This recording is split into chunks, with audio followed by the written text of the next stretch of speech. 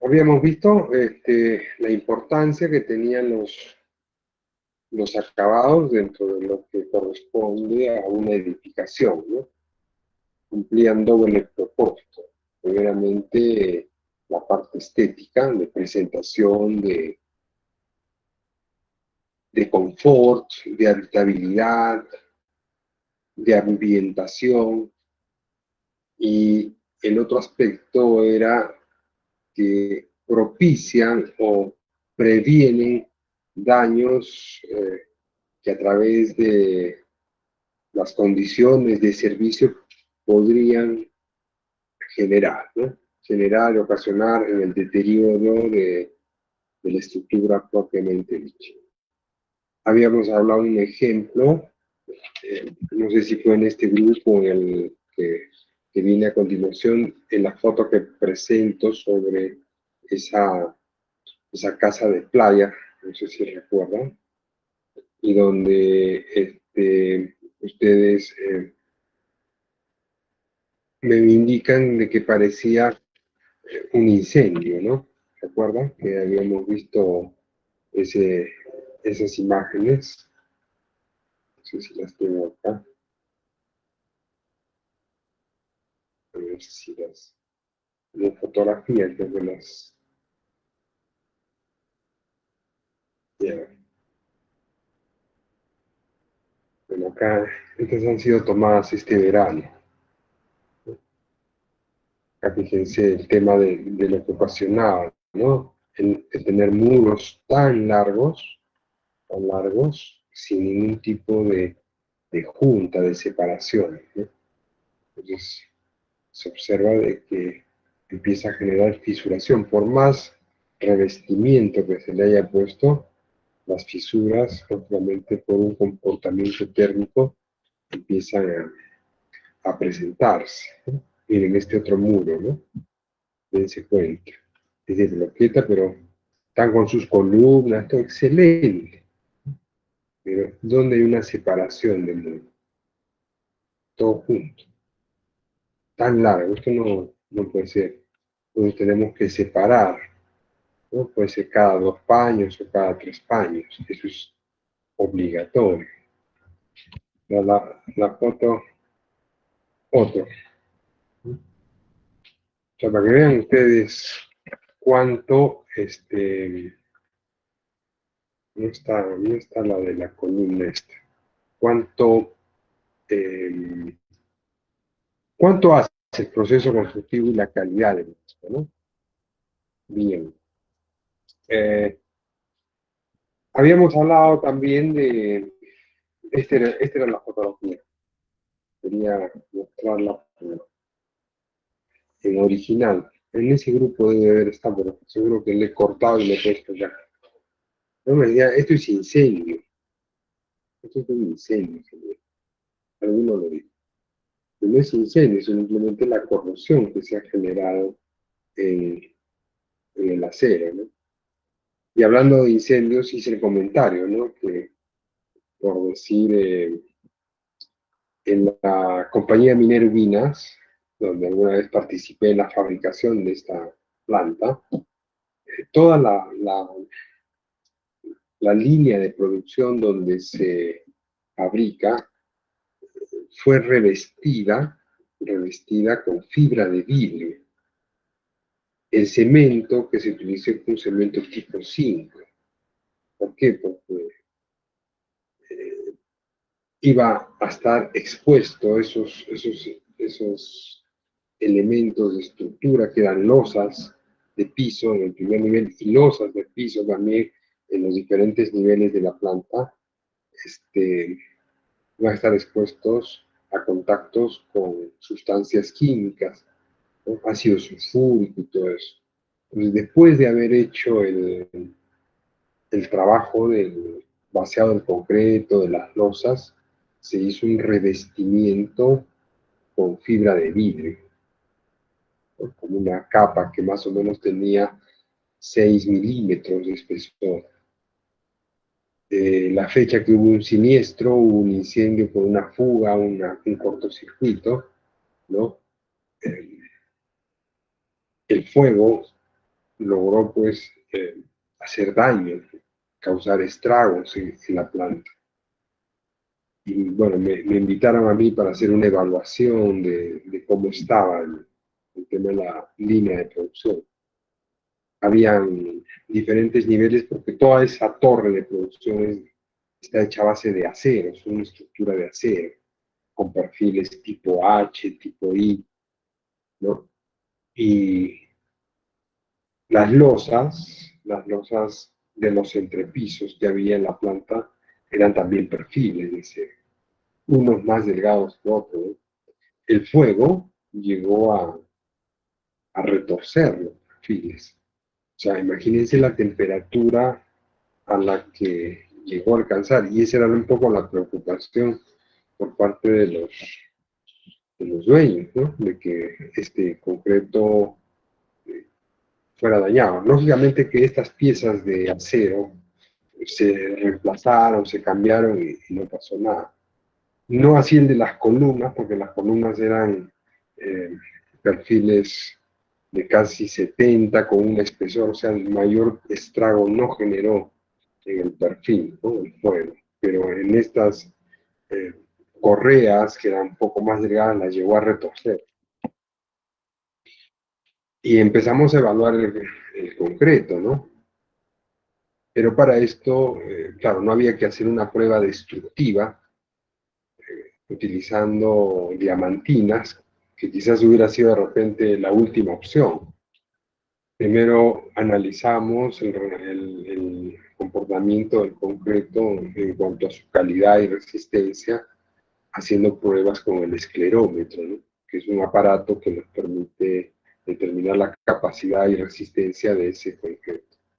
Se hace mediante percusión, ¿no? Se apretes todo un sistema, hay que hacer diferentes medidas en un determinado punto,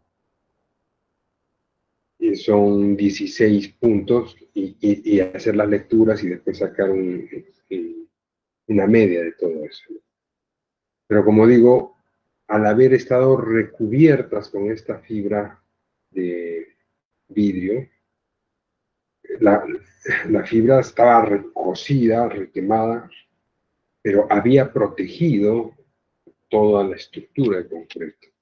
Entonces, cuando se hicieron las pruebas al concreto, no hubo mayor preocupación porque estaba bien. Entonces, fíjense la importancia que tiene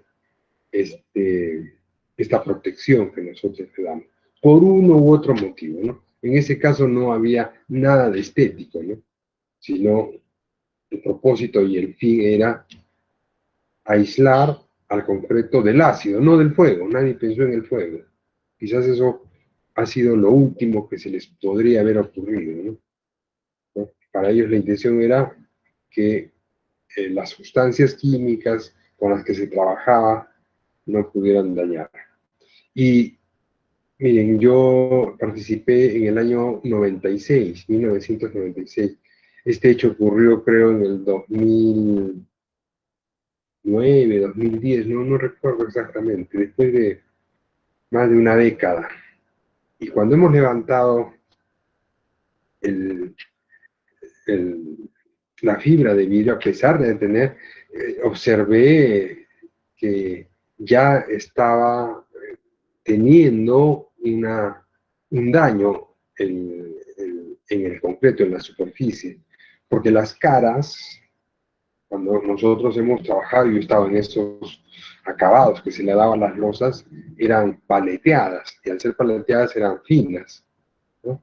Entonces su textura era pues muy suave, pero sin embargo ya el polvillo, la humedad que contenía probablemente partículas de ácido sulfúrico o de ácido bórico diluidas, porque lógicamente ahí tienen que limpiar cada cierto tiempo con agua a presión, empiezan a hacer la limpieza, ¿no? Había empezado ya a hacer su trabajo. Concreto, en el concreto 280, si mal no recuerdo, o 310. O sea, para que ustedes vean de que la planta se proyectaba, ¿no?, a generar un concreto de alta resistencia. La alta resistencia es sinónimo de durabilidad, de mayor tiempo, mayor impermeabilidad, ¿no? Entonces, todos esos factores son los que se tienen que analizar al momento de hacer el proyecto. ¿Para qué va a servir? ¿Cuánto es la expectativa del horizonte de vida del proyecto? Y todo eso lo vamos nosotros a tener en cuenta. Bueno, habíamos llegado hasta por acá, creo, ¿no? Sí, hasta acá. ¿Sí o no? Creo que sí. ¿Vamos bien? O hasta esta diapositiva. ¿Dónde nos quedamos? La clase pasada. Desde la anterior, ingeniero. ¿Acá? Sí, ahí sí, justo en Sí. revestimiento monocapa. Muy bien, entonces, Sí. vamos a hablar un poquito del tema, o sea, todo parte de este cuadro, ¿no? De esta clasificación que nosotros tratamos de dar, hablando de revestimiento como continuo y discontinuo. Este revestimiento continuo y discontinuo tiene dos componentes, ¿no? Uno sería los que están hechos a base de morteros, que podría ser un mortero simple, hecho a base de arena fina y de arena, o perdón, de cemento, o podría utilizar los tres. Cuando, o sea, llamo mixto cuando hay cemento, hay cal y hay arena.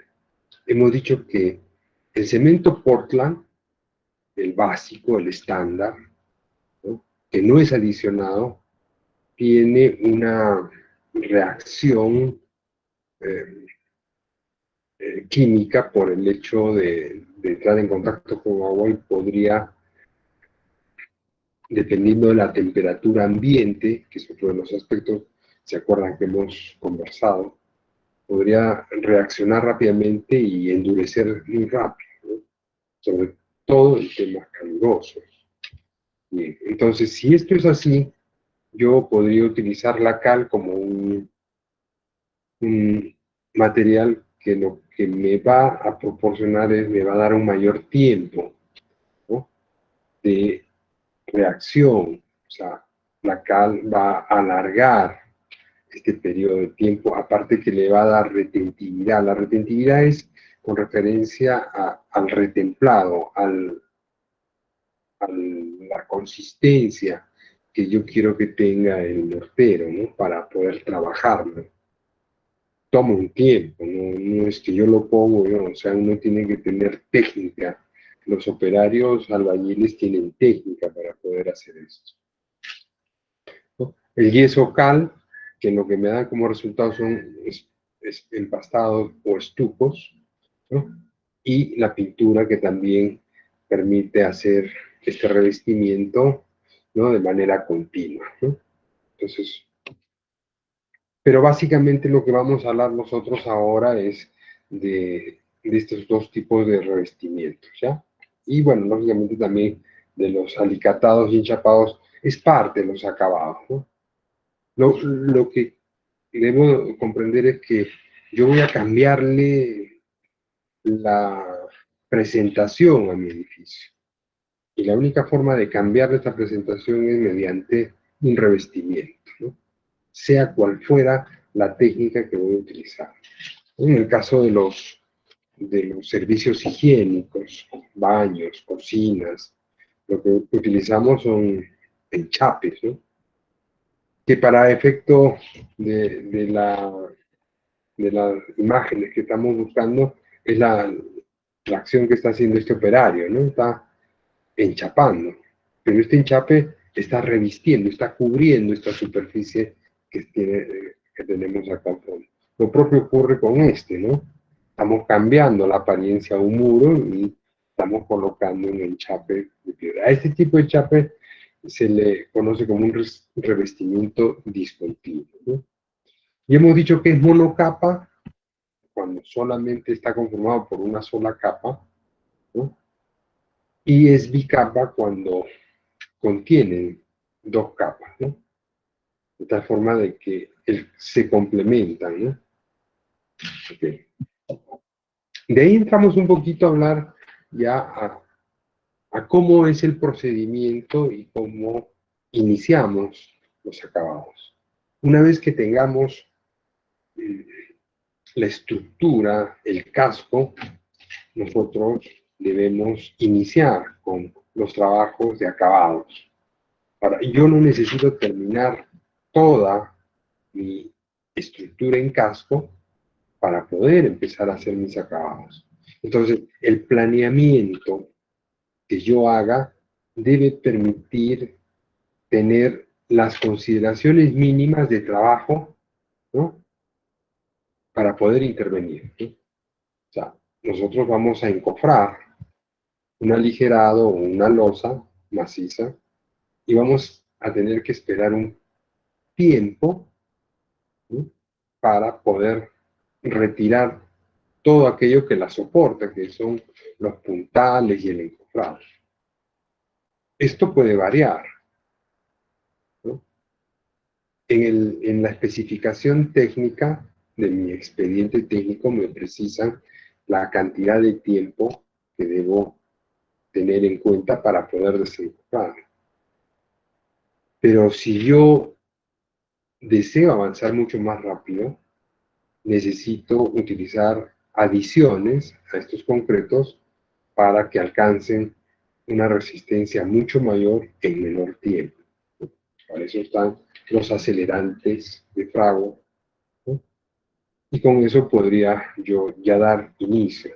Ahora, no es tan simple y tan sencillo, porque pensemos en que en el caso de superficies como son las horizontales, que corresponden a los techos, podría yo estar trabajando en la parte superior de ese techo y ya tener la posibilidad de iniciar el trabajo de revestimiento en la parte de abajo. Pero el trabajo que yo estoy realizando genera vibraciones y no les permite trabajar a los maestros que están abajo, queriendo revestir. Entonces hay una incompatibilidad. Entonces yo tengo que dar un mayor tiempo, de repente cuando ya esté en el tercer piso, poder tomar la decisión de iniciar esos trabajos, ¿no? Porque ya un piso o un entrepiso me da la opción de no tener vibraciones, movimientos, a veces hay que picar, están chancando arriba, entonces todo eso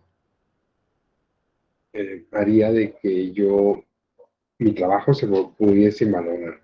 ¿Puedo correr el riesgo? Sí, ¿no? Pero nadie me garantiza de que ese trabajo no va a estar bien. Se puede llegar a soplar eso, ¿no? Hablo de soplar cuando se cajonea, no se adhiere correctamente, ¿no? Entonces, dentro de los revestimientos están, en el tema de cielo raso, son los directos y los indirectos. La adherencia es sobre la superficie o de repente la adherencia es adosada. El adosar es algo que no está en contacto con la superficie. Por eso decimos revestimiento adherido a la superficie directamente, se denomina así a la capa de revestimiento aplicada sobre la superficie interior de la cubierta y está conformada por un mortero.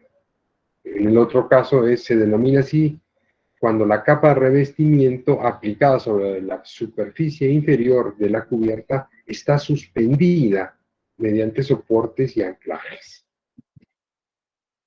Bueno, acá vemos una estructura de un cielo raso, ¿no? Que tiene cierta característica y particularidad, ¿no? Por poner un ejemplo, yo quisiera que, a ver, dos alumnos me digan qué ven, qué observan en la foto que estamos viendo en este momento. A ver, un integrante del grupo 3 se responda. Están lo que haciendo, ay, ¿cómo se llama? Que con la regla, cuando la nivelación de los Ya, del techo. este señor de acá, ¿no? Muy Eso, bien. sí. A ver, otro del grupo 4, aparte de lo que ha dicho su compañera. ¿Sí? Rápido, por favor, que nos gana el tiempo. ¿Sí? 0 al grupo 4, y al grupo 5.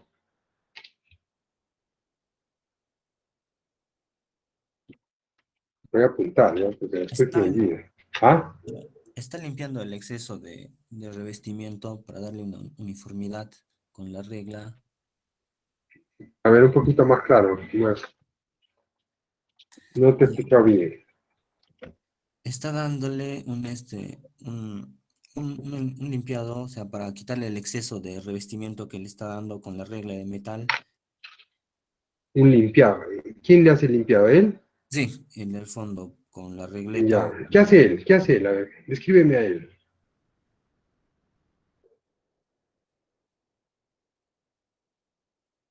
Contempla la Ingeniero, batería. Adelante. creo que la persona que está señalando es el que está preparando la mezcla para poder colocarla al techo. Ya. Muy bien. ¿Qué hace este de acá? A ver. Otro.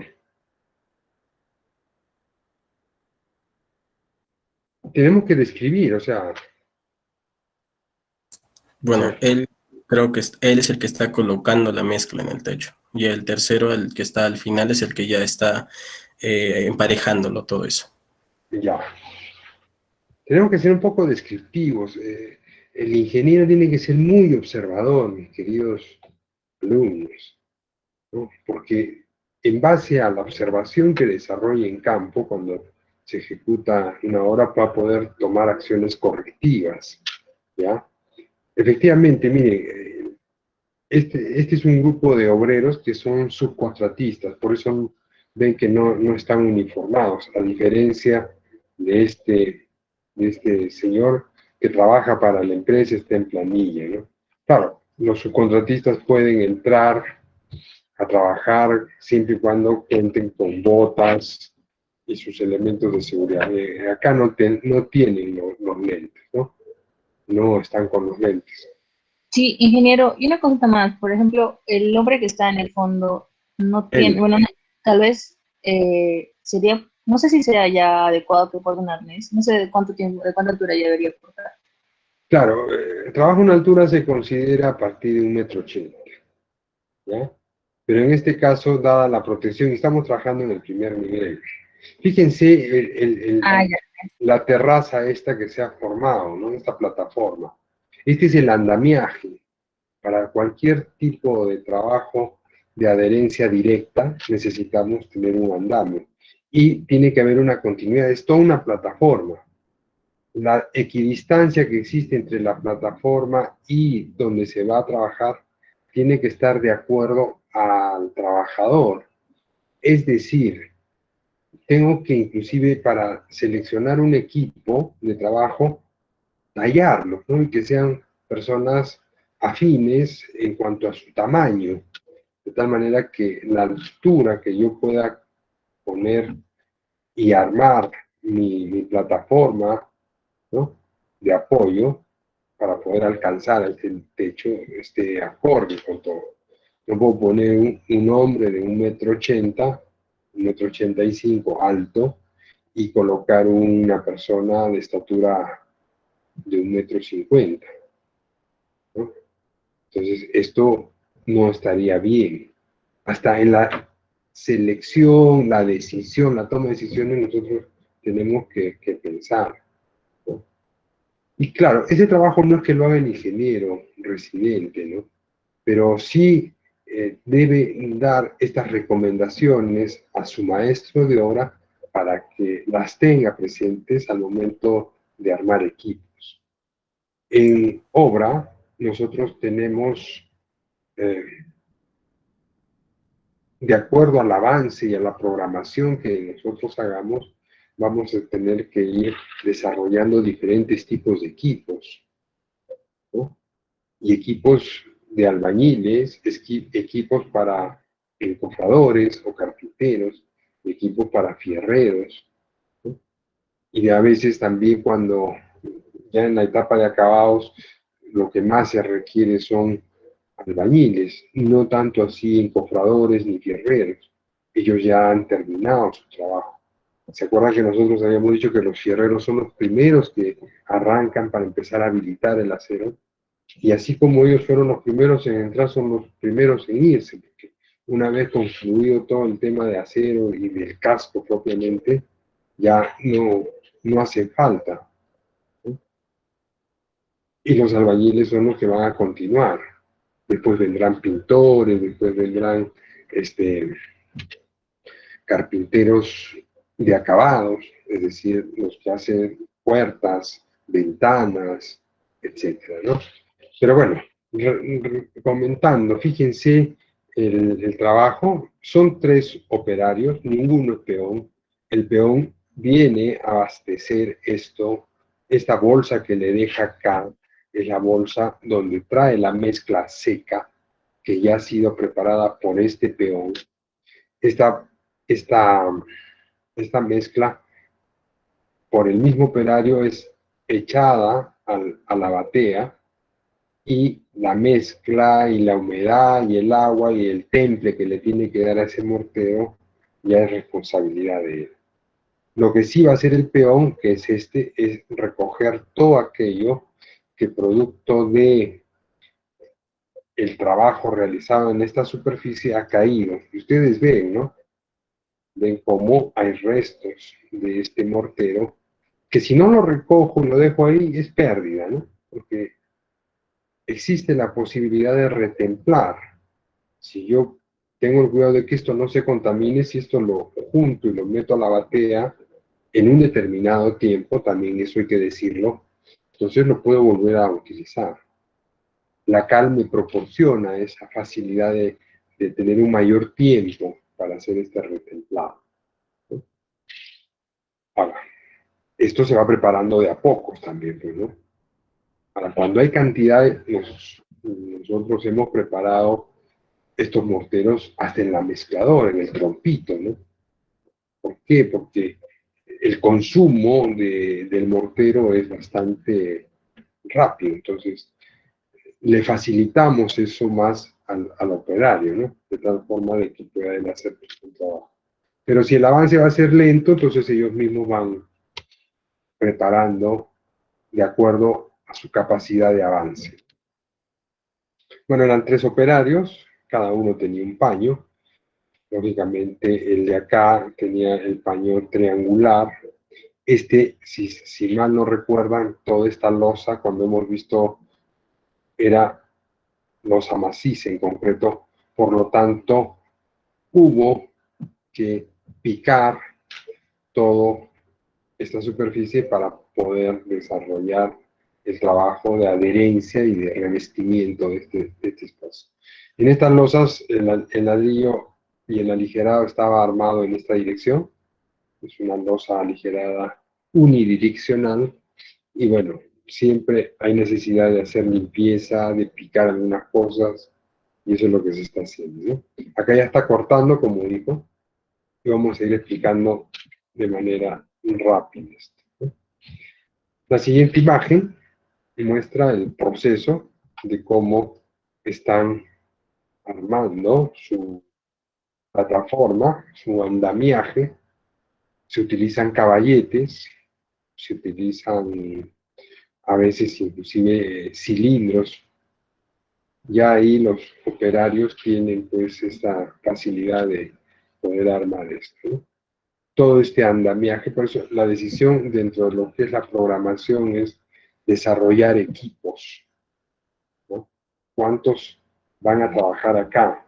De tal manera que no les gane el tiempo y pueda salir todo el paño, no puedo hacer medio paño, ¿no? Entonces, viendo rendimientos, teniendo una información sobre cómo son estos rendimientos en cielo raso, que no es lo mismo un rendimiento en cielo raso que un rendimiento en muro, ¿no? ¿Qué es más fácil para ustedes? ¿Hacer el revestimiento en esta parte de acá o hacer el revestimiento en un muro? ¿no? Más fácil es el muro, ¿no? Porque no requiere tanto trabajo de armar esta superficie, ¿no? De repente empezamos y con un simple andamio, que lo podemos trabajar, como dije, con 2 cilindros y una tabla, el operario va a poder llegar a la parte alta, ¿no? Entonces, no te toma tiempo. En cambio, para hacer todo esto es toda una preparación previa a la que nosotros debemos desarrollar. Bien, voy a ir explicando. El proceso de revestimiento con morteros es el mismo, sea en losa, ¿no? O en cielo raso, o sea en un muro vertical. Al final, nosotros vamos a proceder de la misma manera. Primero, debemos preparar la superficie, ¿no? Preparar nuestra superficie, ¿sí? ¿Y cómo preparamos la superficie?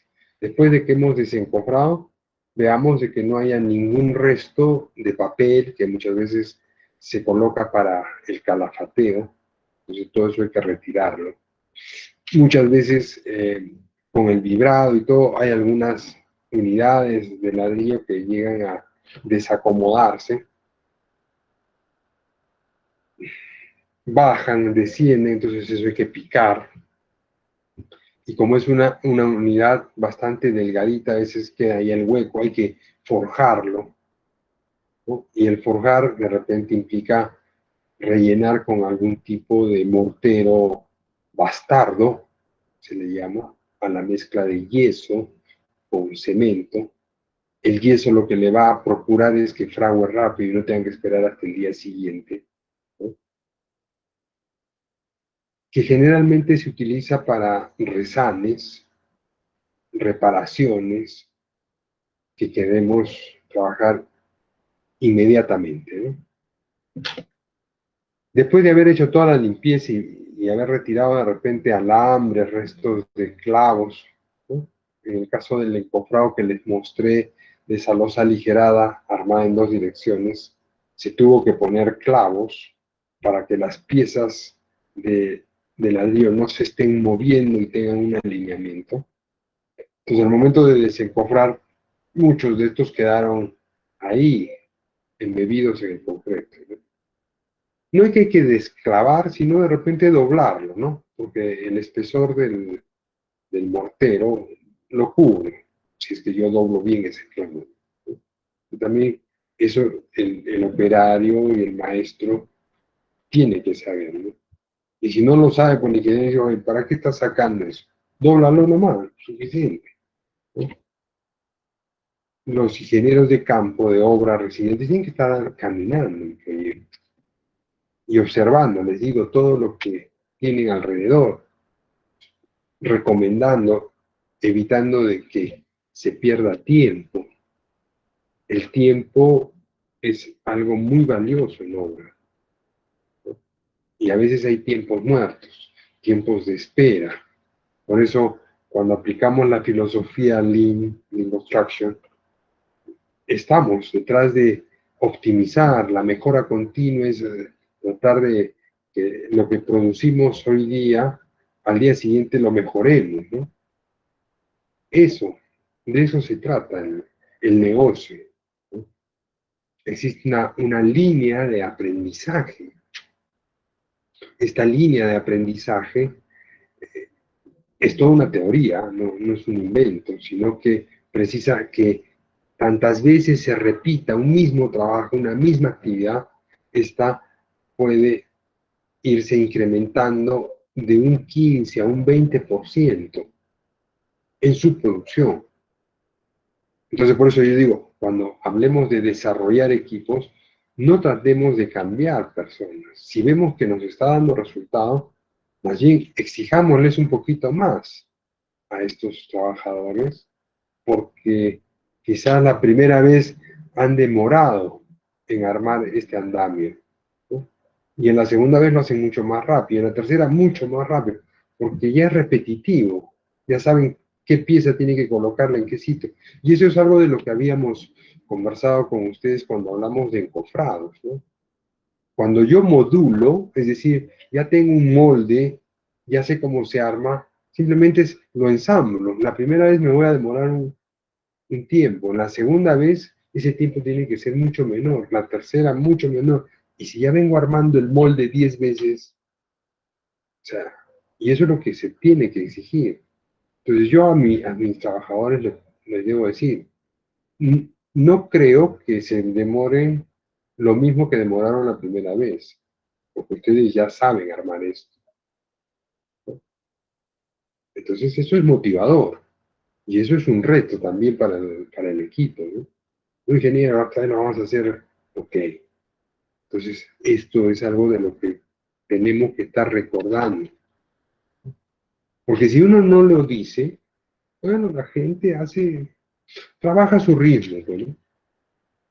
El obrero quiere que esto dure, sabe que se va a acabar en un determinado momento.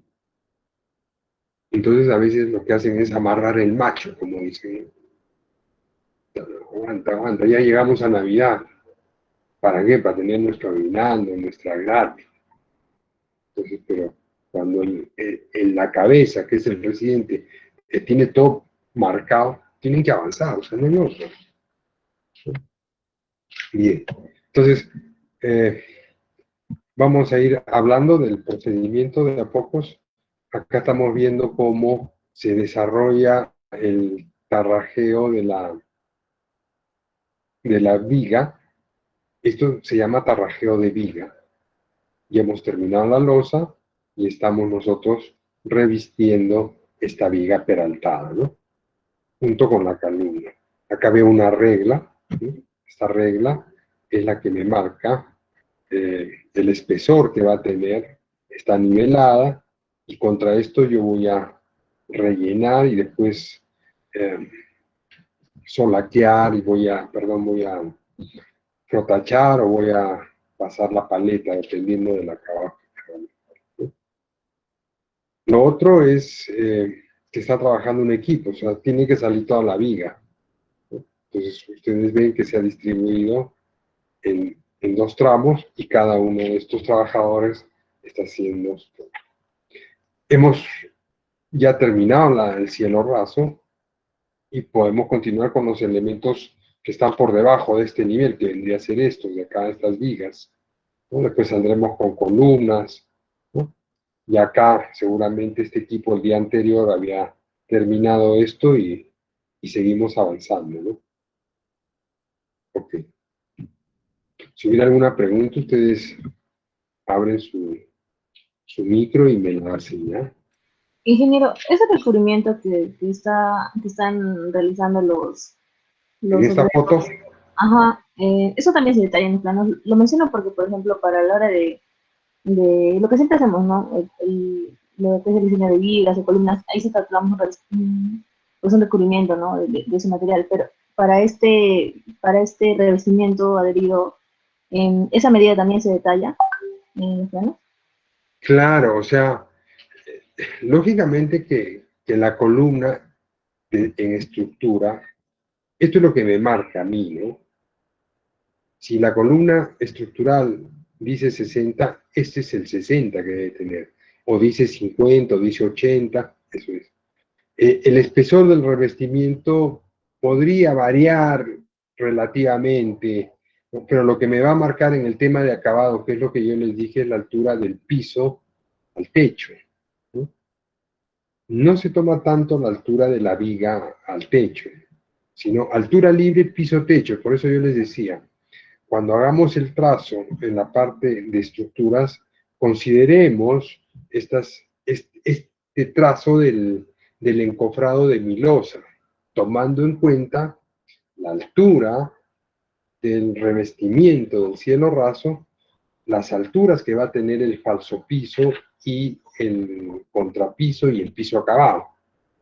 Vimos en la primera foto de estas diapositivas esa composición, ¿no? Tenía inicial, intermedia y final, lo que hace un espesor, que en este caso aproximadamente deben ser 15 centímetros, 10 de falso piso y 5 entre el contrapiso y el piso acabado. pero al final lo que me puede verificar el comité de recepción es la altura de piso a techo. El hecho que tenga 1 centímetro más, 1 centímetro menos, quizás hay una tolerancia, ¿no? Pero es en demasía, ¿no? Pero ¿qué ocurriría? Tengo 1 centímetro menos, siempre la altura dice, altura libre, piso techo, 2,60 m. Y yo estoy presentando 2,50 m. ¿Qué pasó? Oye, tú no has hecho de acuerdo al plan. Igual en el tema de los vanos, ¿no? Son vanos estas aberturas que hay, ¿no? Este es un vano. Esto que estoy manifestando acá donde está la manito es el vano de la ventana. Este vendría a ser el vano de mi puerta, ¿no? Por lo tanto, esto tiene que tener una dimensión de acuerdo al plano de arquitectura, no puede quedar de otra. Y ustedes vean que en estos alféizers están separados, se dan cuenta, está separado, no está pegado a la columna, que era lo que habíamos dicho, ¿no? Para evitar el efecto de columna corta en este sector. Entonces esto es producto de que ya hemos visto los errores que se generan porque estos elementos de alféizers están pegados contra los elementos columna, ¿no? Entonces, por eso acá también está separado con un tecnopor. En la parte de arriba, el muro lleva una viga solera de cierre. ¿Para qué? Para que cuando coloquemos nuestras ventanas, ¿no? El material que tengo acá no sea un ladrillo hueco, pues, y después la ventana esté peligrando en que se vaya a zafar o salir, ¿no? Y me conviene que este muro esté totalmente cerrado en sus 4 bordes para que las unidades de albañilería trabajen correctamente. Entonces hay que tener al momento de la definición del trazo presente estas alturas que dijo su compañera, ¿no? Entonces, acá no tengo problema porque todavía no se hizo el falso piso, ¿no? Se compactó todo, fíjense, siempre hay suciedad, ¿no? Pero al momento de que tengamos ya así, lo que vamos a hacer es dónde vamos a colocar el piso terminado, hasta qué altura. Y es ahí donde tiene que respetarse la longitud y la distancia y el acotamiento señalado en planos. En el primer piso no tengo problema porque yo puedo trabajar, pero en un segundo piso, entre el segundo y el tercero, yo no puedo bajar la losa, o sea, la losa ya la tengo definida. Y eso es lo que tengo que ver al momento de hacer el trazo y de ubicar a qué nivel vamos a colocar el siguiente techo. Entonces ya para ese colocado y definición del encofrado de ese nivel, yo ya he visto cuánto de contrapiso tengo que considerar, los descuento esos 5 centímetros y el 1,5 m o 2 centímetros en la parte superior. Y es ahí donde hago mi encofrado para que esta losa de acá termine pues justo donde yo necesito que esté. No sé si te respondo. Angie creo que es la que me preguntó, ¿no? Sí, ingeniero, sí. Esa era mi duda, justamente la que acaba de hacer. Bien, listo. ¿No? Un poquito más de estos revestimientos horizontales. ¿No? Acá tiene todo un trabajo, ¿no? O sea, es todo un procedimiento. Primero hemos dicho la limpieza, luego de hacer la limpieza, debemos colocar puntos. Estos puntos se colocan utilizando yeso, ¿no? Creo que es el único uso que se le da al yeso ya ahora en las obras. Porque el yeso resulta siendo un material muy blando, de una fragua muy rápida. Entonces, el maestro, después de haber hecho la limpieza, revisa cómo está el techo, cómo resultó después del encofrado. Cuando hemos tenido el cuidado de controlar los puntales, de que no se muevan, ¿no? Cuando hemos tenido el cuidado a veces de colocar las contraflechas, ¿se acuerdan de la contraflecha? Que era la curvatura que nosotros damos hacia el centro de la luz. Después de desencofrado, ese techo o ese elemento, esa viga, o el peso va a tener una diferencia, va a bajar su nivel, de repente 1 o 2 centímetros, ¿no? ¿Por qué? Pero yo en el encofrado ya le dan la contraflecha, es decir, le he puesto un poquito curvado. Se desencofro y eso me queda prácticamente horizontal. Si no lo hice y lo puse plano, ¿qué es lo que va a ocurrir? Que va a quedar así, ¿no? Deflectado. Entonces en las esquinas tengo que tener mayor espesor de mortero para el acabado, porque en el acabado tiene que quedarme rectito. Eso mismo puede ocurrir en la losa. Puede haber deflexiones, pero en el acabado no puedo presentar una obra así, ¿no? O sea, tengo que ir corrigiendo. Y a veces pues hablamos de 2, 3, 4 centímetros. ¿Por qué? Porque el puntal se dio, ¿no? En la foto anterior, como no compactamos el suelo, entonces el puntal se dio y se hundió, pues este tramo está hundido. Y si está hundido este tramo, esta vigueta, igual, tengo que, o en esta dirección, ¿no? Tengo que sacar todo el techo igual. Y es este paño y el otro. Después ponemos estos puntos. Ven acá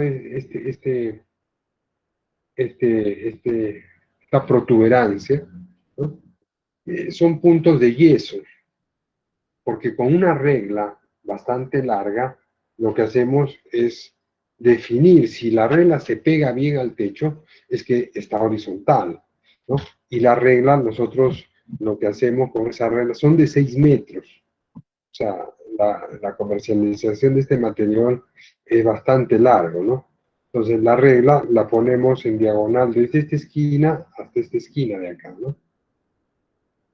Y vemos si es que hay diferencias, se ve la luz, entonces quiere decir que no está totalmente horizontal.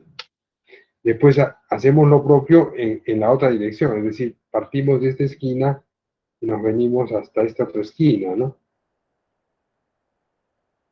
Y ahí nos vamos dando cuenta si es que esto está bien trabajado o no, si el encofrado estuvo bien hecho o no. Si no, hay que empezar a corregir.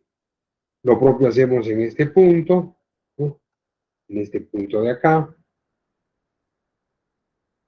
en este punto de acá. O sea, se hace un análisis, ¿no?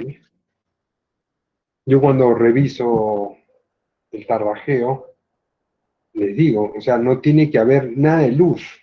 Si yo pego la regla tiene que estar pegada en todos sus sentidos. El ingeniero no se preocupe. Revisamos y ellos empiezan a colocar puntos acá. Ponen acá un punto de yeso, ponen acá otro punto de yeso, igual en esta esquina, y después en esta esquina, ¿no? El espesor mínimo para poder recubrir o revestir algo es de 1 centímetro, ¿no? A 1,5 centímetros. Pero ¿qué pasa si tenemos una luz de 2 centímetros? ¿No? Entonces, en alguno de los puntos vamos a tener que tener, si estamos trabajando con 1,5 centímetros mínimo, en ese punto donde hay diferencia de 2, voy a tener 3,5 centímetros, ¿no? Lo cual ya es pues, un espesor mayor a 1 pulgada. A veces ha resultado que en los muros hay mucho más. ¿Por qué? Porque el muro no ha quedado aplomado, está medio inclinado, entonces hay que corregir. Hay que forjar. Se llama forjar cuando nosotros en 2 o 3 días consecutivos tenemos que empezar a rellenar esas diferencias, ¿no? Porque no podemos poner todo el mortero de ese espesor que podría ser 4 o 5 centímetros. Entonces, mucho cuidado con esos encofrados. O sea, el entregable del carpintero, cuando es bueno, al albañil, que es el que viene después a hacer el trabajo de revestimiento, no le da mayor trabajo porque es una carpintería de encofrado muy buena. Los elementos están aplomados, horizontales, no tengo que quejarme de nada. Cuando el albañil que hace el revestimiento hace muy bien su trabajo, entonces el pintor le agradece, dice, oye, excelente, tienes una mano y un acabado de primera. Solamente con base no he tenido que empastar, no he tenido que perder tiempo. Tu entregable está fenomenal, te felicito. Y es así como se trabaja, ¿no? Se dan cuenta, uno le entrega al otro, y eso arranca desde el fierro. El fierrero le entrega al carpintero, cuando el fierrero no tiene mayor problema, todo está ok, el carpintero tapa, después viene el carpintero, viene el albañil a vaciar. Ese carpintero tiene que estar presente para ver si su columna está. Les he dicho que las columnas, después del vaciado, verifiquemos nuevamente la plomada. Cuelguen los plomos y vuelvan a medir a ver si está ok. Y si no está ok, corrijan, porque todavía el concreto no ha empezado la fragua. Una columna se llega a vaciar probablemente en 1 hora, ¿no? Y acá en Arequipa en 1 hora recién está queriendo acomodarse e iniciar su fragua ese concreto. Entonces la puedo ajustar y dejarla lista, aplomada. Porque se suele mover, se apoyan, que la vibrada, jalaron la manguera, ¿no? O es que el apuntalamiento no estuvo muy bien hecho y accedido, entonces verifique. Entonces, después de haber hecho esto, lo que corresponde, ya teniendo los puntos, es humedecer todo esto con abundante agua, ¿no? Entonces, traen una manguera, enchufan la manguera, la prenden y empiezan a regar el techo. De repente una media hora, 40 minutos y eso está mojándose, humedeciendo. Después de haber hecho eso, han preparado en un balde como este que está acá, ¿no? Como este baldecito, hayan puesto una cantidad de cemento hasta la línea roja, le han echado agua y lo han movido con un fierro, con un palo. Y meten una manta, a veces estos polos viejos, las casacas viejas que se han cambiado, y con eso empiezan a pegar. Humedecen el trapo y empiezan a darle esa lechada de cemento. Entonces todo esto se colorea de gris. Y después de que eso ha ocurrido, empiezan a pañetear, ¿no? El pañetear es este frotacho que tiene acá el hombre en la mano, que era el mismo que tenía, no sé, acá no había. Acá, esto se llama frotacho, es una herramienta que es de madera, ¿no? Tiene un asa, y ahí ponen el mortero y con el badilejo empieza a sacar un pedazo de ese mortero e impactarlo, ¿no? Eso tiene una técnica. Y cuando es el cielo raso, a veces cae, ¿no? Por el peso y la gravedad, esto cae. Entonces, no puede ser ni tan fuerte que salpique, tiene que tener una determinada. Ya esto es técnica de estos señores que conocen, ¿no? Yo creo que ningún ingeniero está capacitado para hacer eso. No, no es que no puedan hacerlo, uno con la práctica puede aprender y puede hacer muchas cosas, ¿no? Pero ya la experiencia de estos señores y la categoría de ser operarios, pues ya ellos saben. Acá lo que está haciendo es preparar su mortero, que ya ha llegado, ¿no? Seco. La dosificación la ha hecho el peón, ¿no? Y lo que está haciendo es rellenar, ¿no? Está pañeteando, acá ya vemos la foto, hay pedazos que lógicamente se caen y nuevamente hay que volver a pañetear, ¿no? Entonces, pero antes de hacer esto, acá estos elementos, estas vigas, han tenido que ser picadas, ¿no? No tanto el ladrillo no tengo problema con el ladrillo, por eso Ustedes han visto que tienen unas rayitas. Es justamente para que genere una superficie apropiada para que se adhiera el mortero. Pero las columnas a veces no resultan así, entonces tenemos que proceder a picar esas columnas. Todo elemento en concreto tiene que picarse. En el caso de los revestimientos suspendidos, tenemos, estos de acá son adosados, estos son templadores que se colocan al techo. Ahora, este trabajo, ¿cuándo inicia, no? Muchas veces, en el caso de esta obra, no había mayor inconveniente, porque no hay instalaciones, pero hay veces donde son los techos muy altos y todo el sistema de instalación, agua, desagüe, gas, aire acondicionado, está entre el cielo raso o falso cielo raso o falso techo que le llamamos, y la otra superficie. Entonces, tiene que previamente venir el que va a hacer las instalaciones de agua, de gas, de energía eléctrica, de tal manera que pueda tenerse una idea. Ahora, el que va a colocar el techo también es un especialista. Esto, hay empresas que se dedican a este trabajo. Entonces tiene que establecer dónde van a estar sus anclajes.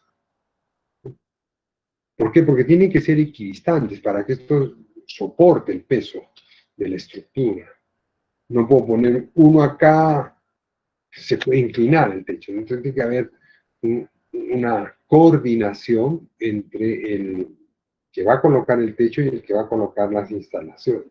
De tal manera que no hay interferencia entre los ductos y los puntos donde tienen que colocarse. Entonces, el del techo puede venir, ¿no? Suponiendo que sea este techo de acá, ¿no? Y decirle, ¿sabes qué? Fulanito, menganito, como lo trate, acá están mis puntos, ya los he marcado, por favor, esto me dejas libre, no van a pasar tú. Tienes todo lo demás, pero estos puntos que te estoy marcando acá los dejas ahí porque ahí voy a colocar mis templadores. Ah, ya, no te preocupes. Pues si yo no le digo nada, entonces vengo, hago el trabajo y después viene el del techo y va a decir, señor, esto tiene que moverlo, porque acá nosotros se dan cuenta. Entonces tiene que haber una coordinación entre los que van a intervenir para este techo. Fíjense, tenemos algunos de estos rectángulos que son iluminación, son farolas, son artefactos eléctricos. Entonces aquí tienen que venir las instalaciones, ¿no? Entonces empieza a rellenar después de que ya está todo estable y ubicado, ¿no? Y estas platinas o estas planchas van a irse colocando sobre unos perfiles para poder colocar. Tal como vemos acá, ¿no? ¿Se dan cuenta? Ahora, dependerá de la presentación y de la necesidad de uso de esta arquitectura, ¿no? Estas que tienen estas perforaciones o estos huequitos son para que el ambiente no genere un eco, ¿no? ¿Por qué? Porque el sonido a veces rebota pues, en las superficies planas. Esta otra superficie, por decir, es algo que es un detalle arquitectónico, ¿no? Es el techo un poco sobresalido, y esto se está viendo últimamente. Esto tendrá por unos 10 a 15 años, ¿no? Y claro, esto es adosado, ¿no? A veces se utiliza el drywall, ¿no? Como un elemento pero que tiene que tener fijación y todo eso, ¿no? Bueno, viendo ya el revestimiento de las superficies horizontales o inclinadas de los cielos rasos, lo que viene a continuación es el revestimiento de los muros o paramentos, ¿no? Para esto necesitamos, de igual forma, ¿no? Preparar las superficies, ¿no? Fíjense cómo se ha picado, ¿no? Si nosotros contamos con equipo, a veces no nos preocupamos mucho y eso se puede hacer al final, ¿no? Pero en mi época, cuando no había tanta tecnología de equipos, de estos percutores tipo taladro que pueden picar esto y el trabajador no se cansa, esto normalmente lo hacíamos después de 2 días de fraguado, ¿no? Ya el concreto tenía cierta resistencia, se compraban puntas, de, o sea, cinceles con punta, bien usada, y con esa punta empezábamos a hacerle los huequitos, ¿no? Los huequitos para que no haya mayor trabajo. Concreto todavía tiene una resistencia, pero no es lo mismo picar un concreto de 20 días, 21 días que picar en un concreto que tiene 2 días, que al menor golpecito va a descascarar, ¿no? Y hacíamos esta textura. Otra de las cosas, hay que limpiar, ¿no? A veces también acá en los encofrados suelen haber bolsas de papel que se han colocado para evitar la fuga en el encofrado, ¿no? Alambres, hay que ver si el alambre lo sacamos o si el alambre simplemente lo podemos doblar o cortar con un cincel. Esta superficie de ladrillo es rugosa, o sea que me conviene, me ayuda, ¿no? Y es así como empezamos a, a preparar la superficie. Luego vendrá lo mismo que hemos señalado, ¿no?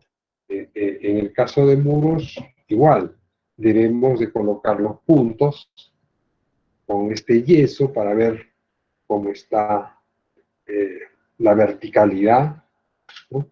Y lógicamente poner, o sea, ya para empezar a tarrajear muros, nosotros hemos colocado totalmente esto, ¿no?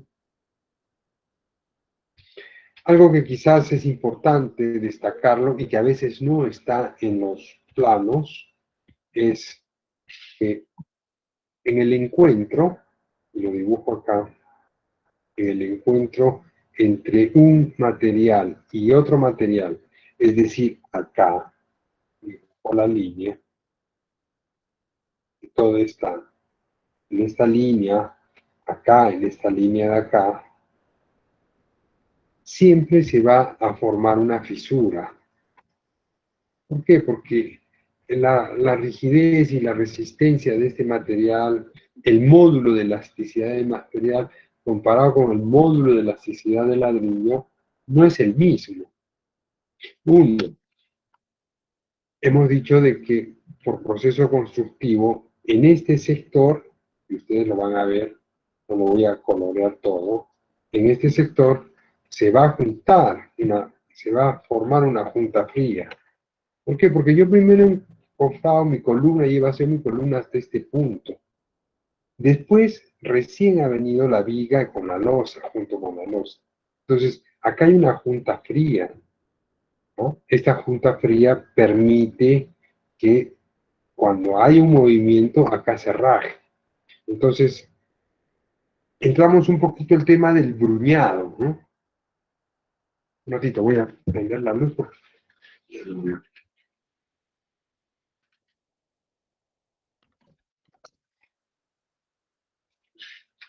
Entonces, nosotros tenemos que hacer una bruña. Y la bruña no es otra cosa que un encuentro o una hendidura dentro de una superficie revestida. Ahora sí me muestro una fotografía de repente. Y siempre es bueno colocar entre el encuentro del piso y el techo este tema de bruñas, ¿ya? Vamos a ir a una fotografía de este tipo de acabados.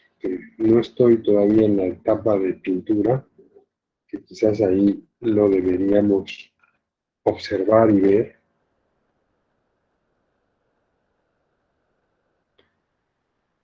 A ver, en Hunter. Eh,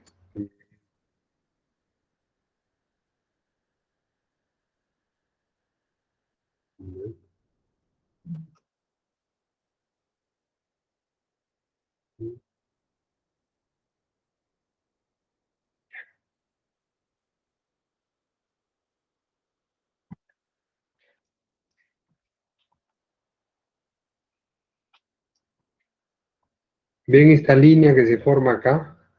Esta es la hendidura que hemos hecho en este muro. ¿Ya? En este muro hemos hecho esta bruña. Entonces el cielo raso, que es pintado de un color mucho más claro, blanco, lo pintamos inclusive esto, y ya la pintura del muro caería sobre este paramento, ¿no? ¿Se dan cuenta? Fíjense el detalle en esta esquina. ¿No? Entonces, ahí hemos hecho la bruña. Entonces, ¿no? Acá, ¿no? La bruña iría en el paramento de esta viga, ¿no?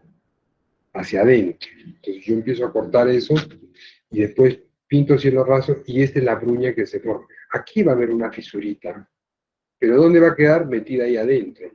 Imperceptible. ¿No?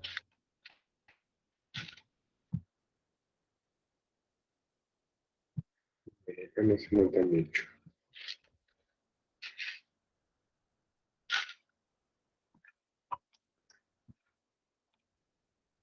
Acá hay una columna.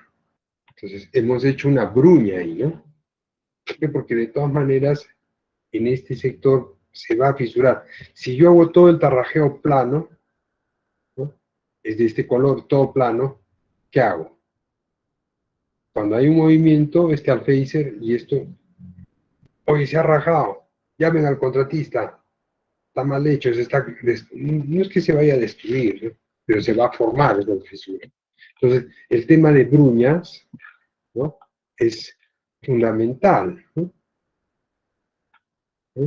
Ven acá, ¿se dan cuenta? Ven acá. Entonces, eso es un poquito que lo que hay que tener en cuenta para el momento de... Y claro, las bruñas cuestan, porque es trabajo, hay que poner la regla, hay que... ¿no? Entonces, pero a veces no están presupuestadas. Pero yo soy el contratista. Yo quiero que me estén llamando, oye, ingeniero, se ha rajado. A ver, ponte a explicarle a una persona que no conoce de eso. Va a tener que ir a reparar. A los 3, 4 meses, otro temblorcito, ingeniero, se ha vuelto a rajar. Entonces, ¿qué te conviene, no? Esa es la pregunta.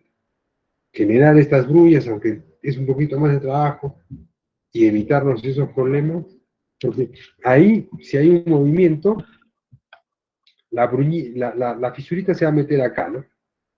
La bruña guía, o sea, no es que la fisura va a venir y se va a salir fuera de acá, va a venir por acá, no, por ahí nomás, y va a seguir, ¿no? Ya ese es el caminito, y está en la parte de adentro.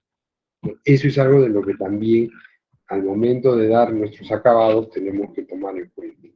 ¿Ya? Bueno, hay diferentes tipos. Es revoque o tarrajeo. Acá en Perú nosotros más lo conocemos como tarrajeo. El revoque no es una palabra muy utilizada. Al obrero le de tarrajeo y al toque. Vamos a tarrajear, ya. Vamos a estucar. Estucar es una palabra que viene de estuco y vamos a ver que no es lo mismo. Pero a veces pues la gente confunde, ¿no?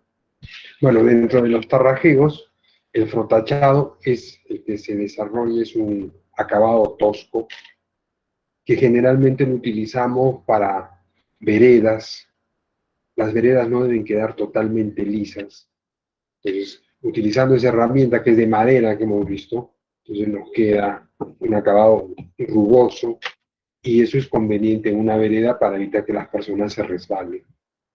Con el tiempo eso se va a ir puliendo.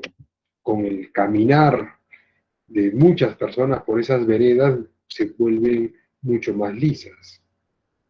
Han visto lo que ha pasado con la piedra en el centro histórico, ¿no? Al inicio la piedra estaba áspera, piedra, ahora vayan después de 3, 4, 10 años que han pasado y aparecen pistas de patinaje. Y si encima hay lluvia y agua y la gente corre un peligro de pegarse un resbalón y una caída tremenda, ¿no? Entonces, uno tiene que ver qué textura le va a dar al acabado. En el caso de contrapisos, habrá contrapisos que necesitemos frotachados y habrá contrapisos que necesitamos que sean pulidos por el tipo de material que vamos a utilizar para pegar esos pisos. En el caso de cerámico, yo necesito que este acabado de esta superficie sea frotachado. ¿Por qué? Porque esa rugosidad me ayuda a que el pegamento y el cerámico se adhieran. Pero eso no puedo decir para un piso de vinílico, como dijimos. ¿Sí? Ok. El texturado, el escarchado, el pañeteado, ¿no? O sea, se tira esto y ahí lo que quede. O sea, me hago chorreado, ya, pues ese es así ha pedido el arquitecto y eso lo pintan y para algunos dice que bonito me ha quedado, mira. Bueno, ya les he dicho que en el tema de gustos dependerá del cliente, ¿no? Quien elija. Y de repente la propuesta que le haga el arquitecto a su cliente. Porque tú le hablas al cliente pañeteado, ¿qué sea pañeteado? Si yo le hablo al cliente te hago un escarchado, ¿qué es? No, así va a quedar, mira, así. Ah, ya.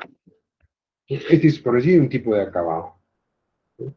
Es medio texturado, ¿no? Acá dice, texturado. Otro caso es por impresión, donde yo primero hago el tarrajeo liso y después con un molde, una plancha, empezamos a colocar algunas figuras y eso también se puede lograr cuando todavía está fresco este mortero. Bueno, en el tema de morteros creo que mayor indicación no hay, se hace por dosificación, la dosificación es 1:4, ¿no? Y si vamos a utilizar cal, puede ser 1, 2 de cal, 4 o 6, un poco más de arena, porque ya tener la cal y el cemento tengo mayor aglomerante, por lo tanto yo puedo aumentar el volumen de arena, ¿no? Ahora, dependerá mucho también de qué coloración querramos obtener. Por decir, en el caso de estos colegios que habíamos construido en Ica, que eran caravista, algunos elementos, vigas, se habían deformado y había que picar y había que resanar. Y era un artista, porque el operario, un señor de Ica, ya muy conocido, le daba una combinación entre la cal y el cemento, porque el concreto salía pues de una coloración. Y si tú le metes un parche así común y corriente, vas a ver pues entonces le daba el tono del concreto utilizado, o sea, fíjense, y utilizaba para eso también un poco de cal, ¿no? Para generar esa tonalidad, vamos a decir. Por eso acá hablamos de, esto era lo que habíamos conversado en albañilería, recordando un poquito, pero para tarrajeos 1:4 o 1:5. En el caso de pisos, la proporción es mucho mayor. ¿Por qué? Porque el piso tiene mayor abrasión, por lo tanto mayor desgaste. Entonces, estas capas de revestimiento que se le dan en las veredas, ¿no? Generalmente se hacen con un mortero mucho más cargado, ¿no? Para que tenga mayor resistencia al trabajo al que van a estar sometidos, ¿no? Y los 1, 2, excelente. Entonces, primero vaciamos la vereda. Bueno, eso lo vamos a ver cuando hagamos pisos, que ese es el siguiente tema. En el caso de los trabajos exteriores, porque todo lo que hemos hablado acá es lo interior, ¿no? O sea, el trabajo interiores no hay mayor complicación. El trabajo en exteriores sí es complicado cuando los edificios son bastante altos. Porque esto se tiene que sacar en una sola jornada, si no se va a ver las diferencias, ¿no? Puedo valerme de las juntas y de las bruñas, como lo que hemos dicho, sí. Entonces, si no tengo mucha gente, yo puedo trabajar esta primera parte de abajo hacia arriba hasta la bruña del entrepiso, ¿no? Al día siguiente voy a avanzar el otro paño hasta terminar hasta el nivel inferior, pero cortando siempre donde hay bruñas. O sea, yo mato en la bruña, en el entrepiso. Donde va a haber una bruña, ahí queda, ¿no? Y empiezo desde la parte superior y voy bajando. Igual que en el caso de lo que hemos hablado para interiores. Arrancamos de arriba, que es el cielo raso, muros, y ya finalmente vaciamos piso. Pero cuando tenemos y disponemos de la gente, es conveniente que todo el paño salga en un día, ¿no? Este fue en el colegio Claret y este paño salió en un día. Para eso debo de disponer después de mucha mayor cantidad de operarios albañiles, ¿no? Y de los peones que van a proporcionar las cosas que se requieren, ¿no? De repente para todo este equipo 3 peones es más que suficiente. No es que por cada 2 le pongo un peón, ¿no? Entonces todo eso es lo que el ingeniero tiene que ir observando, desarrollando sus equipos, para ver si puede haber una mejora, una optimización en estos rendimientos. Este es el edificio que queda aquí en la avenida, en las 4 avenidas Andrés Avelino Cáceres, centro comercial donde están las agencias bancarias, la isla, es el edificio Santa María que fuimos a visitar con sus compañeros hace unos 2 años atrás, en 2019, pero 2018. Fíjense, ¿no? Un edificio de varios pisos y donde el equipo está trabajando en todo este sector de acá, ¿no? Ven esta arpillera que es una manta de protección por seguridad y se trabaja de manera conjunta, o sea, todo el equipo, igual que lo han visto en la otra foto, tiene que estar acá para sacar ese paño en una sola armada, ¿no? Que es este de acá que está muy bien. Porque esta cara ya estaba ya lista, ¿no? Pues es un poco más complicado. El trabajar en altura no es el mismo rendimiento que trabajar en un entrepiso, en interiores, ¿no? O sea, más comodidad, no hay el temor de caerse, del andamiaje, de subir, o sea, en subir y bajar demoramos. Entonces los rendimientos ahí son mucho menores. Pero como repito, tenemos que diseñar el trabajo para poderlo desarrollar. Bueno, un poquito el procedimiento que ya hemos ido hablando, el tema de compatibilidad en cuanto a qué puede agarrar con qué. Yo he visto casas de adobe en la sierra que le ponen revestimiento, ¿no? Y muchas veces utilizando estas mallas de gallinero, estas mallas se adosan con chapas y clavos y este mortero protege, lógicamente, pues, la tierra, porque el adobe es de tierra, ¿no? Y en presencia de lluvias este adobe va generando problemas, igual que la química. Pero, lógicamente, la adherencia no va a ser la mejor, ¿no? Fíjense. Pero eso es lo que tenemos que analizar, ¿no? Miren acá como ha habido un desprendimiento, un descascaramiento de todo esto. Y abajo tenemos adobe, ¿no? Tierra, quincha. Pues es compatibilidad con los componentes del mortero en los aspectos químico. No deberá reaccionar con ningún componente del mortero. Mecánico. La resistencia del mortero y su coeficiente de dilatación no deben ser nunca superiores a los del soporte, ¿no? ¿Se dan cuenta? O sea, por el tema de rigidez, es algo de lo que hablamos para las gruñas. Limpieza, para evitar la falta de contacto con el mortero debida a la existencia de una superficie de soporte de restos de polvo que no permitan esa adherencia, ¿no? La limpieza con abundante agua, ¿no? Y finalmente, en el caso de muros de albañilería, si el muro, en el caso de los paramentos, no hablo tanto del cielo raso porque ahí el espesor de ese ladrillo pues es delgado, ¿no? Por lo tanto tenemos nosotros que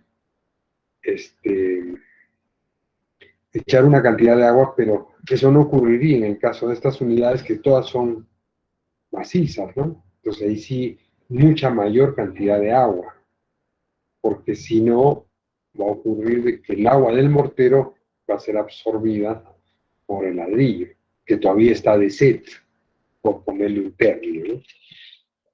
Entonces la limpieza para evitar la falta de contacto con el mortero debido a la existencia de una superficie de soporte con restos de polvo, desencofrantes, aceites, pinturas, todo eso tiene que estar totalmente limpio, ¿no? Y si hay que hacer algún resane, ¿no?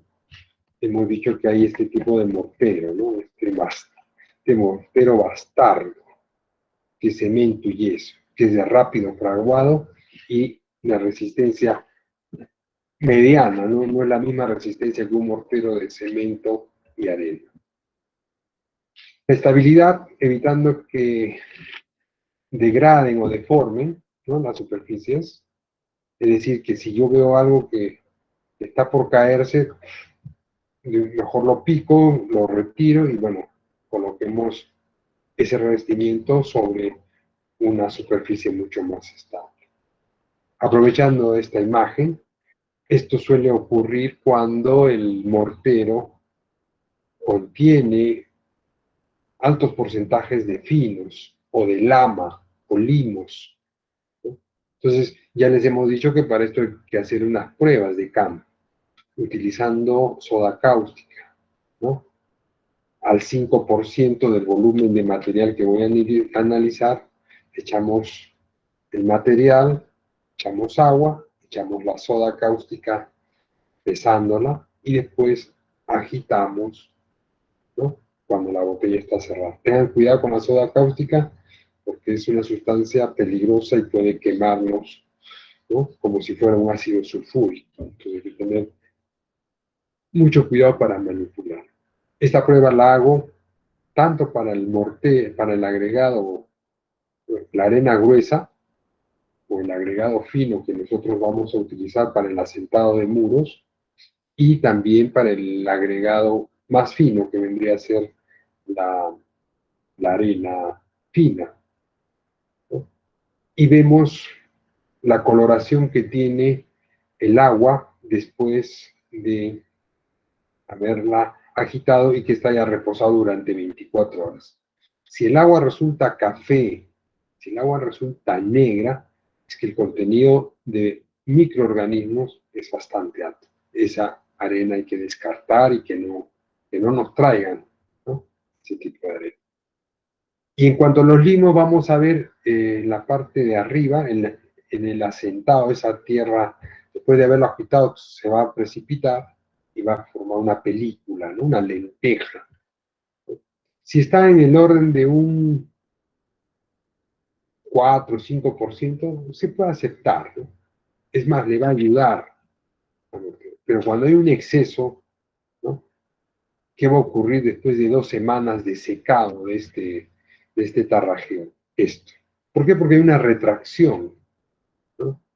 Se va a retraer y por lo tanto vamos a tener estos inconvenientes, lo que va a dar un mayor trabajo, mayor gasto, mayor costo en el tema de pintura, de acabado. No es que esto se va a caer, ¿no?, sino que se han generado fisuras o grietas porque ha ocurrido esta retracción. Si yo relleno, empasto, lijo, va a quedar bien. Ok, la rugosidad que ya hemos visto, la humedad adecuada, ¿no?, el reglado, ¿no?, fíjense,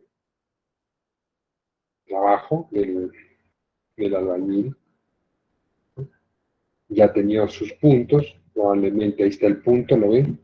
En color blanco, acá hay otro punto, esto genera la regla, y esto es lo que él va a empezar a cortar, y después de arreglar, va a tener que empezar ya a paletear, ¿no?, con frotacho primero y después ya con la paleta metálica, la plancha metálica.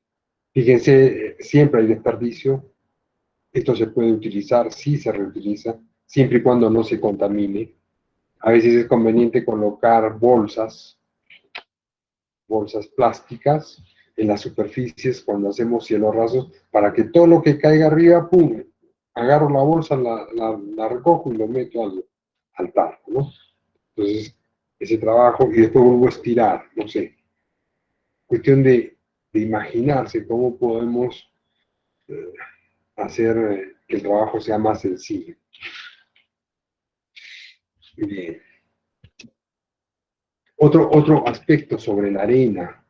Es importante que en las obras, sobre todo en la sierra donde llueve, ¿no? Y donde esta arena fina la traemos del río y cuesta mucho más, ¿no?, que una arena gruesa. Por decir, si la volquetada del metro cúbico de arena común en 60 soles, esta arena fina de repente cuesta 100.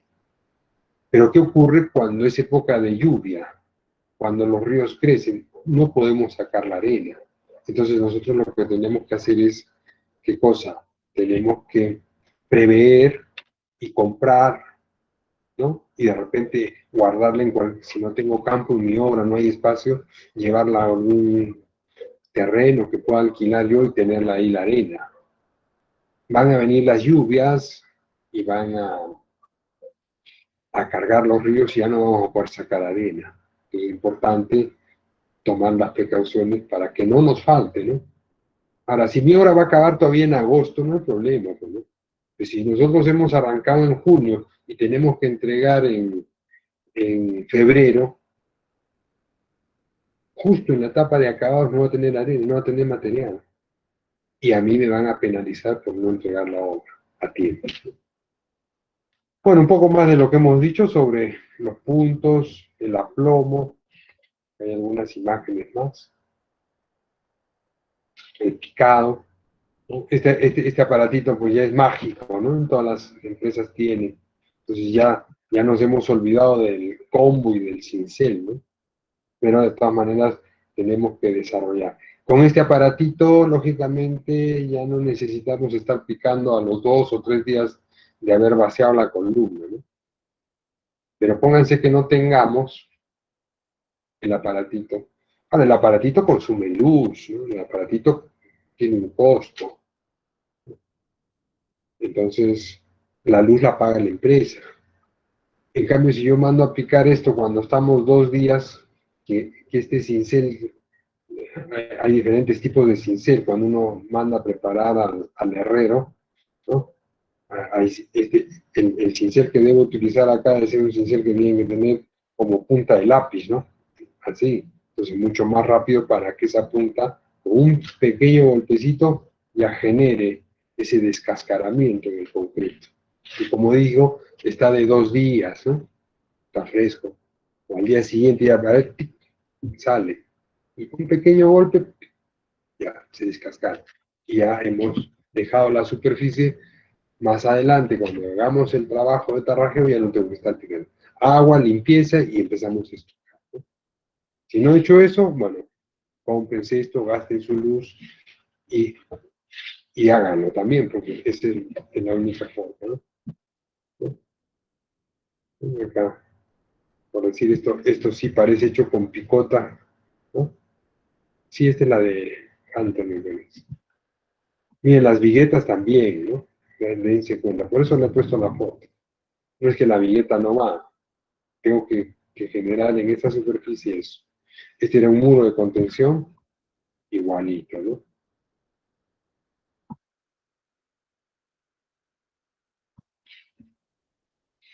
El estuque o estuco, ¿no? Que vendría a ser esta superficie texturada, ¿no? Fíjense cómo va quedando. Esta otra es pulida, ¿no? El estuco más famoso es el veneciano, ¿no? Es un revestimiento que se inventó en Venecia a comienzos del siglo XV. ¿No? Estamos hablando de los años 1400. ¿No? Fíjense, es artístico el acabado. Miren este muro, ¿no? Parece un espejo. Este encuentro entre el techo no lleva bruña, pero es esta moldura, ¿no? Esta moldura por lo general es en yeso, ¿no? El yeso es un material blando que fragua rápido y que se le puede dar ese acabado, ¿no? Más estuco moderno, dense cuenta. ¿Listo? Ahora, hay estos productos para, pues este tecón, ¿no? Que se utiliza para dar este acabado. Ya vienen colores, y es una aplicación sobre el paramento. Pero es estuco. Esto, claro, tiene otro costo. En el presupuesto no puede estar lo mismo. No es estuque, es estuco el término. Bueno, en el lucido, que esto ya se da con pastas, ¿no? Acá hemos puesto algunas partidas. Esto podemos tomarlo del reglamento de metrados. ¿Ya? En el reglamento de metrados nos presentan todas las actividades que son las que debemos desarrollar como posibles acabados, ¿no? Entonces, dependiendo de la hora, vean ustedes, ¿no? En el caso de revocas, revestimientos, que tiene la partida, esta es la codificación que le da el reglamento, ¿no? Revocas y revestimientos, tarrajeo rayado primario, tarrajeo en interiores. Este rayado primario ya no se utiliza tanto como rayado primario desde que salieron los pegamentos, estos famosos para cerámicos. Pero antes no, había que hacer primero el tarrajeo, lo arañábamos con unas platinas que tenían como un zigzag, y de tal manera que generábamos esa rugosidad para que después se haga el recubrimiento o el revestimiento con cerámico, mayol y vestidos. Y eso se pegaba con una pasta de cemento. Ahora ya no es la pasta de cemento, lo que hay es el pegamento, ¿no? Y eso por eso ya hay un poco que...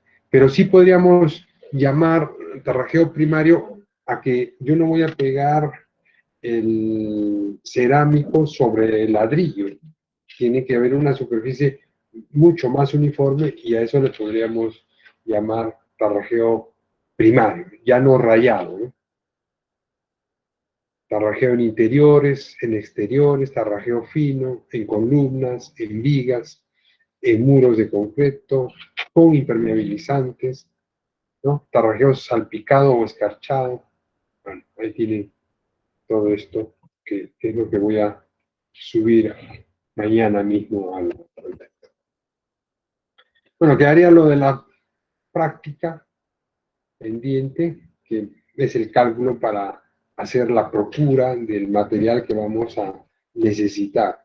Que en este caso es simplemente calcular el área y considerar un espesor aproximado, ¿no? De 1,5 cm.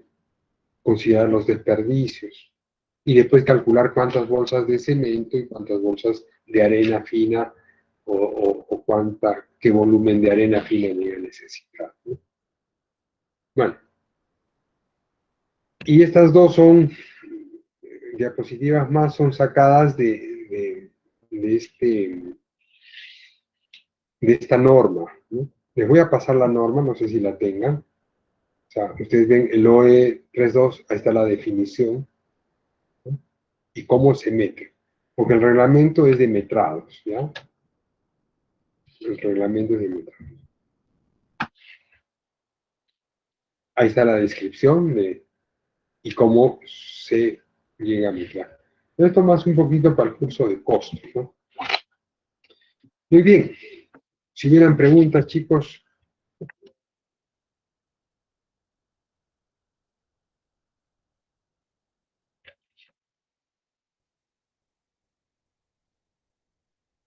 Ya. Si no hay preguntas, nos despedimos hasta la próxima clase. Ingeniero, creo. Sí, Bueno, la otra vez me quedó una pregunta pendiente a todavía. ver, Bueno, le quería preguntar acerca de, por ejemplo, estábamos hablando de de los estribajes y lo que es en las columnas con zapatas. Y según me comentó, entonces solo tenía que tomar lo que es la distribución de los estribos a partir de lo que es del sobrecimiento, ¿no? Pero también a veces en los planos, por ejemplo, no especifican, por ejemplo, para lo que es el confinamiento que se tiene que poner para que lo que está por las zapatas, o sea, el estribaje que se pone debajo del sobrecimiento y de las zapatas. Entonces, a veces no explican cuánto del espacio yo debo de tomar. Entonces, quería preguntarle como usted me dijo de que sí debo de considerar esos estribos que aunque no trabajan estructuralmente, debo de considerarlos en el metrado, porque si no estaría pagando de más. Entonces, quería preguntarle, ¿cuánto espaciamiento debo de considerar o cuánto es el espaciamiento de los estribos? El estribaje en las zonas donde se ve libre el elemento se respeta de acuerdo a la distribución dada por el proyectista.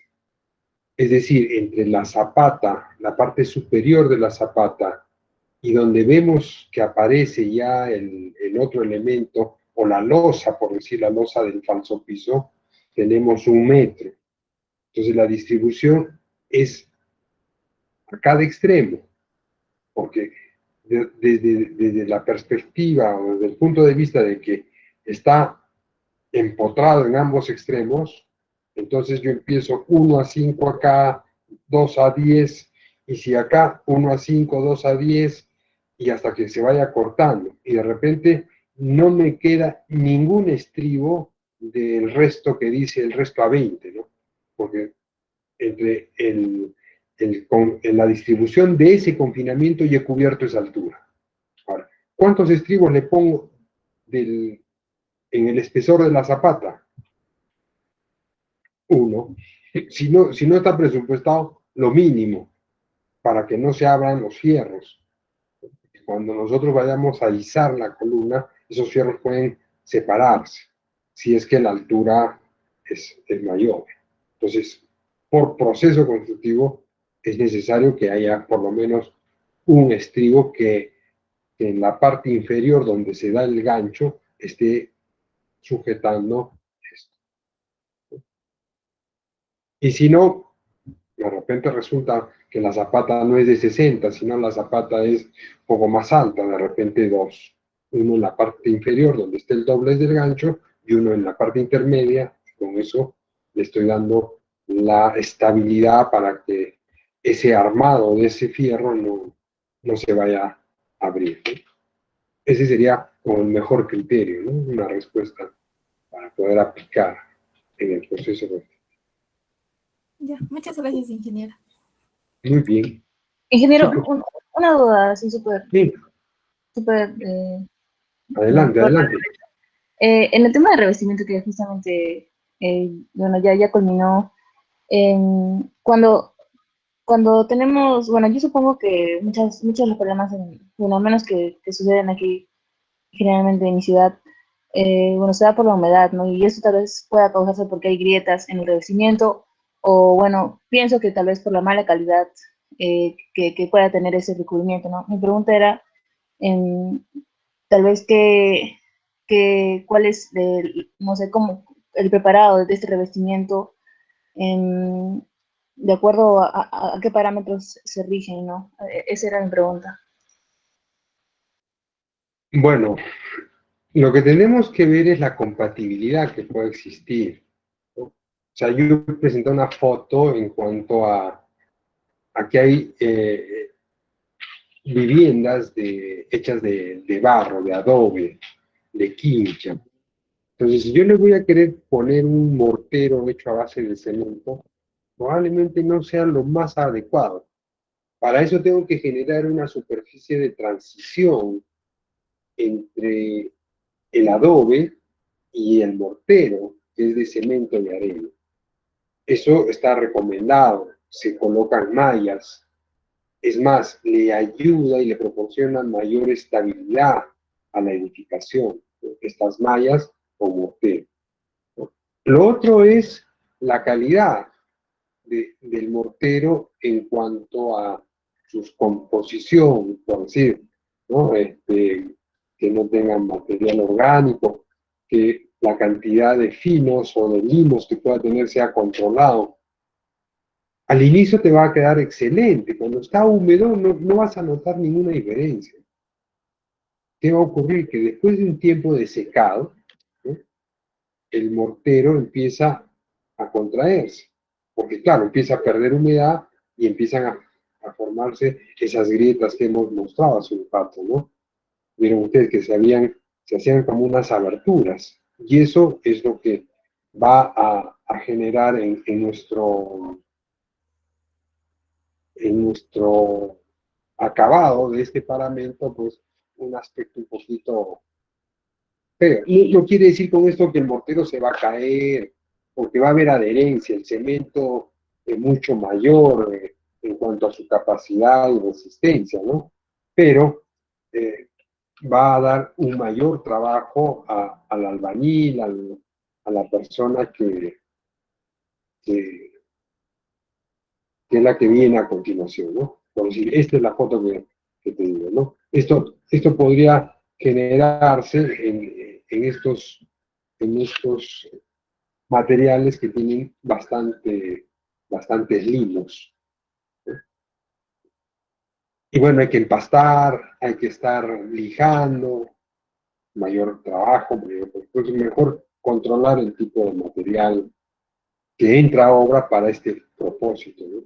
Hacerle las pruebas de campo que les he dicho, y con eso creo que resolvemos este inconveniente a futuro, ¿no? Tomando la precaución de escoger buenos materiales. Lo otro es limpieza, es generar las superficies apropiadas, y bueno, que no haya grasas, todas esas cosas. No sé si te he respondido con eso, Angie. Sí, sí, ingeniero, de todas maneras, me queda claro que depende mucho del previo proceso, como usted ha mencionado, ¿no? De preparación. Y es responsabilidad del ingeniero, o sea, ustedes controlen el material, no reciban cualquier cosa. Verifiquen, que les traigan, a ver, al proveedor, quiero ver tu material, quiero que todo esté así como me lo estás mostrando hoy día, porque hoy día te muestran esto y mañana te traen tierra. Y si no tienes el cuidado, viene y descarga. Entonces, mira, ¿sabes qué? Para que yo te autorice el descargar todo el agregado, todo lo que tú me traes, yo tengo que dar el visto bueno, o el maestro. Y si eso no está mal, de acuerdo a lo que me estás diciendo que me vas a vender, simplemente se regresa. Y si lo descargas, verás cómo lo cargas, no te lo voy a pagar. Entonces, las cosas claras, ¿no? Entonces, que ese también sepa. Porque a veces llegamos a sitios o a zonas donde no conocemos proveedores, ¿no? Cuando trabajamos en Arequipa, de repente nosotros pues ya tenemos nuestra gente de confianza y nos traen pues calidad. Entonces, mucho hace la calidad del material, ¿no? Muy bien, chicos, tengo que empezar la otra clase. Nos despedimos. Gracias, ingeniero. Ok, Hasta la próxima clase. a la próxima clase.